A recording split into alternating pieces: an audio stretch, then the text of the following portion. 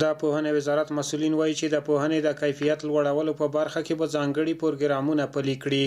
په کابل کې د پوهنې وزارت اړوند د مرکز او ولایتي رئیسانو لپاره د همغږۍ او ظرفیت لوړونې د ورکشاپ د پیل په مراسمو کې د اسلامي امارت لوړپوړو مسؤلینو ګډون کړی و چې د هېواد د پوهنې د بهیر د پیاوړتیا ژمنې وکړي. نو د لوی ابتکار چې د معارف قدرمن وزارت کړی چې دا سیمینار یې دایر کړي، الله تعالی چې د نورو سیمینارونو توفیق هم ورکړي. د دې نتیجه او ګټه به آینده د افغانستان بچانو، طالبانو، علماو، مکاتبو، شاګردانو ټولو ته رسیږي. ځکه د داسې یو کار ایجاد، داسې یو کار مخته وړل چې هغه علمي سلسله نظم تاشي، چوکاټ تیار شي، اثر یې بیا پر هغه شاګرد او استاد باندې ښکاره کیږي. د پوهنې او لوړو زده کړو وزارتونو مسؤلینو وویل چې د تعلیمي نصاب کې د غوره بدلونونو راوستلو او د پوهنې د کیفیت لوړولو په برخه کې به ځانګړي پروګرامونه عملي کړي.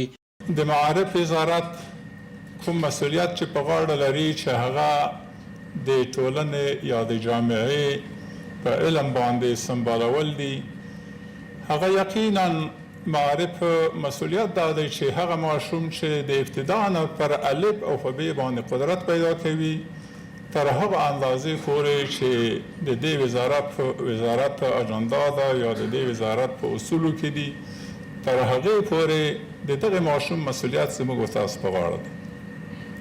نو په دې برخه کې موږ مکاتب لرو، مدارس لرو، دینی او عصري تعلیمي ادارې لرو. څومره چې په علم ترکیز کوو دغومره په تربیه باندې ترکیز کوو. که عملا موږ ته زمینه برابره نه ده هم، خو بیا هم په هغه شکلي لحاظ او د وینا په لحاظ دغه مسایلو سره موږ او تاسو د دیني نصوصو په اساس باندې وایو چې تربیه ډیره زیاته مهمه ده. رؤسای گرانقدری که امروز در این محفل حضور داریم، شما معماران این جامعه هستین با مجموعه از معلمین زحمتکش و اساتیدی که دارید. اگر دقیق فکر کنیم کودک مسلمان به شما سپرده می شود تا در تربیه او شما نقش داشته باشیم.